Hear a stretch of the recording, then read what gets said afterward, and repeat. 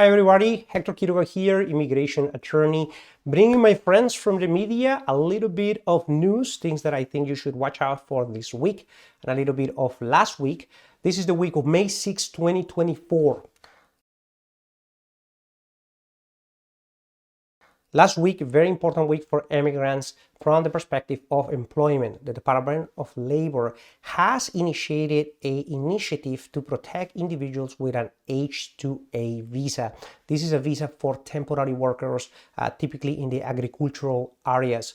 What they're trying to do is they're trying to protect individuals from abuse. Some individuals, and this has been really in the last years, have been scaling with complaints about employers bringing them in, having them work under substandard conditions, not paying them overtime, and threatening to retain their visa, their passports, and sending them back to their country of origin.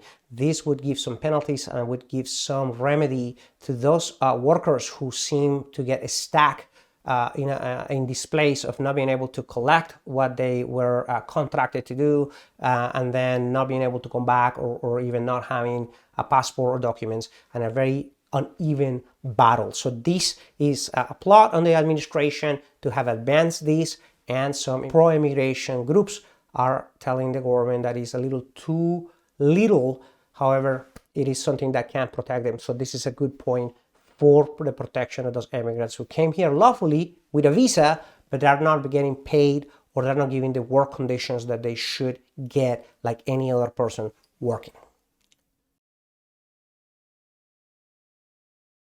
What should you be watching for this week of May 6, 2024? Senate Bill 4243 is an important bill that is trying to forbid and prohibit federal funds to go to undocumented immigrants when they are financing a home.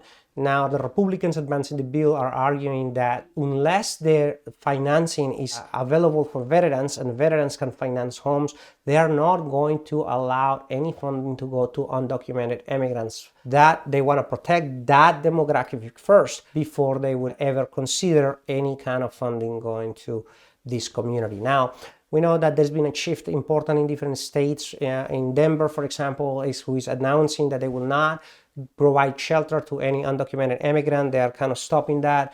Let's remember that it was some significant budget put behind Denver to look at about 1,000 people, and now the only people that they can find is about 11 people who are actually benefited from that program.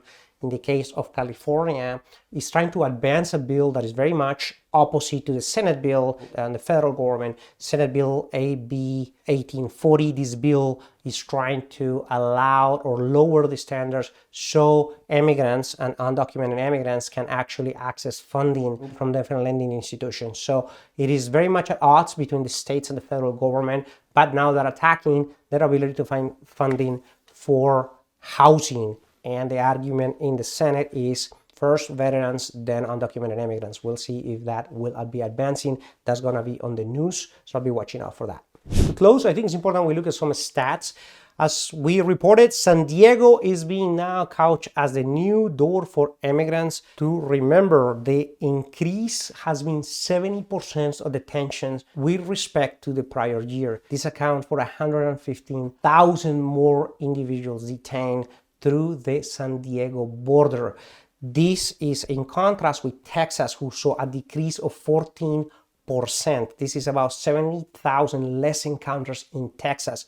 Governor Abbott has in his account of X in Twitter claimed that it is because of his policies that is deterring immigrants to not come to the state of Texas, although his numbers are not supported by track immigration. Governor Abbott seems to be claiming victory for this reduction. I am immigration attorney Hector Quiroga. If you would like me to cover or expand in any of these stories, please contact me, reply to the email on which you found this video, and I'll be more than happy to see how I can assist you cover this story or any other story regarding immigration. I am not only an immigration lawyer, and I am an immigrant myself, so I have a vast experiences living, breathing immigration. That's all I do. So I'll be glad to hear from you guys. Thank you. Till the next week.